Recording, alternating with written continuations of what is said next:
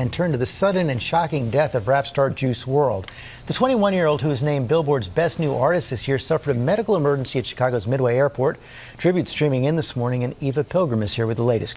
You know, as a mom, you can't help it. You know, you can't help but wonder, where his career would be, where his life would be at this point. In my head, I would say, he wouldn't be struggling anymore with drugs. Sure, I mean, I just valued everything that was different. So like Tyler, fucking A$AP Rocky, just Wayne, just everybody had kind of like their different swag, and that wasn't afraid to be different. I fuck with it. On December 8th, 2019, 6 days after his 21st birthday, rapper and singer Juice WRLD suffered an unknown medical emergency shortly after landing at Chicago's Midway International Airport and was later pronounced dead at a nearby hospital. Born Jared Anthony Higgins, the Chicago rapper was known for his hit Lucid Dreams, which peaked at number 2 on the Billboard Hot 100 and became one of the biggest streaming hits of 2018. He collaborated with Travis Scott on Astroworld, contributed to the Spider-Man Into the Spider-Verse soundtrack, and collaborated with BTS's RM and Suga. Juice WRLD wasn't just rising, he was skyrocketing. His untimely death shook music fans everywhere, but the details that have been revealed since are even more baffling. So, what really happened? After federal agents revealed they were searching his plane for contraband, several sources suggested that the rapper took several Percocet pills to hide them from authorities, leading to his emergency. Juice WRLD was pronounced dead at around 3:15 a.m. on December 8th at Advocate Christ Medical Center in Oak Lawn, Illinois. He had been transferred from Chicago Midway International Airport after suffering from a medical emergency upon landing in Chicago from California. On January 22nd, over a month after his death, the Cook County Medical Examiner's Office determined that WRLD's death was caused by an accidental overdose of oxycodone and codeine. His official cause of death was not initially determined, as additional toxicology, cardiac pathology, and neuropathology tests were required following an initial autopsy after his death. His medical emergency was initially described as a seizure and a heart attack. According to the Chicago police, the rapper went into convulsions as federal agents searched the private jet he arrived in. A federal agent administered the opioid antidote Narcan. Juice woke up incoherent briefly, and TMZ reported that paramedics spent 40 minutes treating the rapper, attempting to steady his heartbeat. As earlier mentioned, TMZ's law enforcement sources allege that Juice WRLD swallowed multiple Percocet pills in order to hide them from federal agents. One of the rapper's associates told local law enforcement that the rapper took several unknown pills before his medical emergency, adding that the 21-year-old had allegedly recently become addicted to Percocet. Juice had been open about his struggles with drug addiction. In July of that year, he tweeted that he would stop abusing codeine for his girlfriend's sake. His official cause of death was a result of oxycodone and codeine toxicity.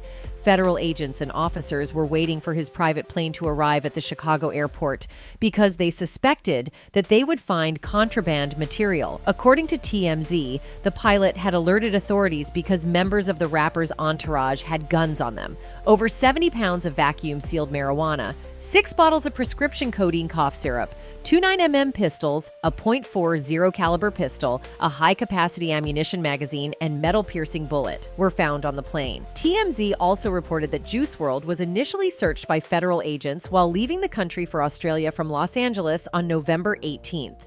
It's unclear if anything was found, but the rapper and his entourage were allowed to make the journey. 2 of his bodyguards were arrested for gun possession, but one was released without bail and the other posted bond. The Chicago PD took over the marijuana investigation, and no charges had been filed as of press time. TMZ reported that it was unlikely the drug bust would result in any charges. No one on the plane admitted to owning the 70 pounds of marijuana, and there were no identifying features. Friends and supporters suggested that Juice WRLD's death was part of a larger pattern of racial profiling at airports.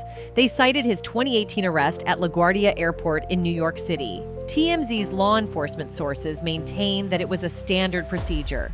The rappers checked luggage, went through the X-ray scanner, and set off alarms for organic material that could be used to make a bomb. Instead, they allegedly found codeine and over 2 ounces of marijuana. Police confirmed the contents and arrested Juice, who was already aboard his flight after he admitted the items were his. The rapper was charged with misdemeanor possession, but eventually pleaded guilty to a lesser non-criminal charge. In a statement to TMZ, Juice WRLD's mother, Carmela Wallace, expressed her grief and acknowledged his battle with drug dependency.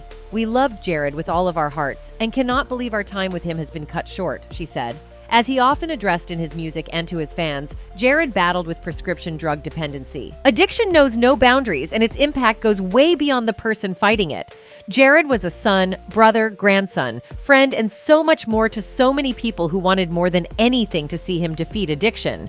She continued, "We hope the conversations he started in his music and his legacy will help others win their battles, as that is what he wanted more than anything." On January 22nd, after the rapper's official cause of death was released to the public, his family shared a statement on Instagram, thanking fans for their support and announcing that posthumous music was on the way. "We plan to honor Juice's talents, his spirit, and the love he felt for his fans by sharing unreleased music and other projects that he was passionately in the process of developing," they wrote. "There will be a public tribute in Chicago. Details will be shared soon." Kid Laroi, a friend and collaborator of Juice WRLD's, who was on the rapper's jet during his seizure and death, opened up about the event for the first time in the HBO Max documentary Into the Abyss, released on December 16, 2021. The Tommy Oliver documentary, constructed from behind-the-scenes footage filmed throughout the rapper's rise, grimly showed his consumption of pills in lean-in detail. "He was so ill," Laroi said of Juice hours before his death. "I was just sitting there panicking. I was like, what the F?"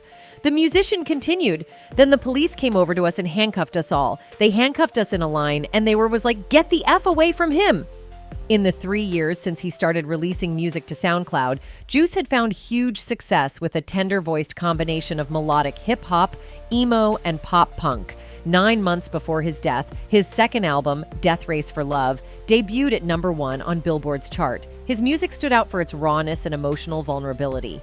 In the intro to Lean With Me, off 2018's platinum-selling Goodbye and Good Riddance debut, he sang, "Drugs got me sweating, but the room getting colder. Looking at the devil and the angel on my shoulder. Will I die tonight?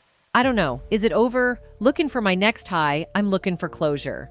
As 2019 neared an end, those in Juice's inner circle were becoming increasingly alarmed by his levels of drug consumption.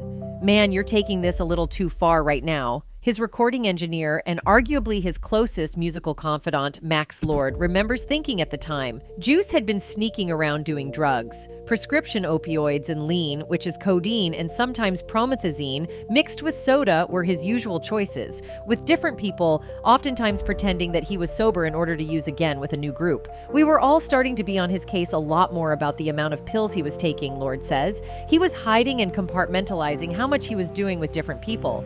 He'd come into the studio room and act like he hadn't gotten high at all that day and do a certain amount in there before I tell him, 'Bro, no, chill.' Then he was going upstairs and hanging out with the guys and doing the same thing." Lord had decided at the last minute not to join his friend on the plane trip to Chicago that fateful evening. Now he says, "I wish I could have been there to maybe have something go differently or just be there one last time." During a tour of Australia that ended just a week prior to Juice's death, Lord and others close to him had finally confronted him about his drug use. "We had just broken down a lot of barriers with him," Lord explains. "I and a couple other people had come to him in tears like, 'We're worried about you, and we're scared we're going to lose you if you keep up these habits, and we have to do something.' And he agreed, and we had treatment booked for later, starting on December 22nd.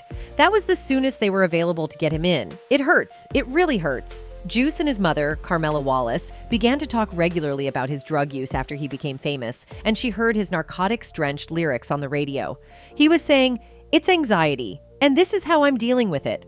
Wallace was constantly trying to persuade him to get help, and specifically, to resume speaking to a psychologist with whom he'd worked during his teenage years. One of our last conversations was on his birthday, and he told me he was going to go to a place in a few weeks to get help. He just had access to so much. It was so readily available to him. That was hard to watch. He knew that was my biggest fear. It wasn't like he tried to hide what he was doing from me. He was honest. I understood it was an addiction, and he needed help. I was just trying to get him to the place where he knew how serious it was. While his drug use was hardly a secret, Juice's death still sent shockwaves through the music industry, especially in light of the then recent deaths of two contemporaries, Vice Sex Temptation and Lil Peep, both of whom Juice had memorialized on Too Soon, a 2-track EP he released in June 2018. On Legends, Juice sings, "They tell me I'ma be a legend. I don't want that title now, 'cause all the legends seem to die out."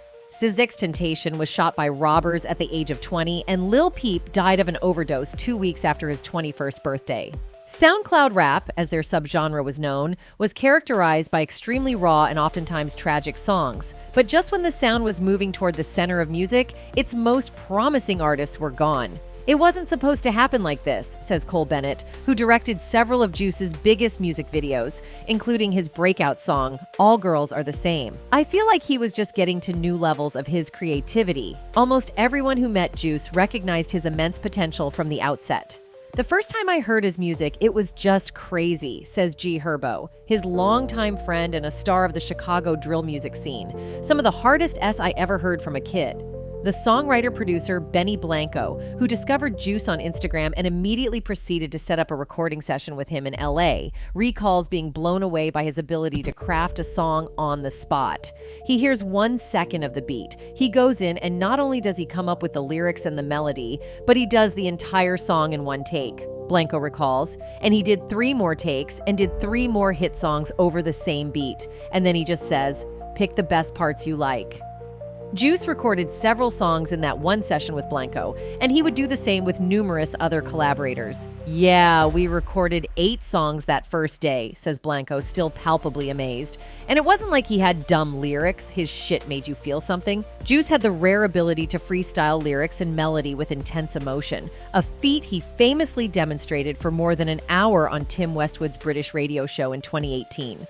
Addiction and mental health issues were central topics in Juice WRLD's music, so it is possible his mother was referring to the rapper's long-term battle rather than what he was experiencing on the day of his death. So, unfortunately, he died young, with so much potential still not yet realized. Where do you think he would be right now? Let us know in the comment section below. And that's it from us today. Until next time. Thank you for watching.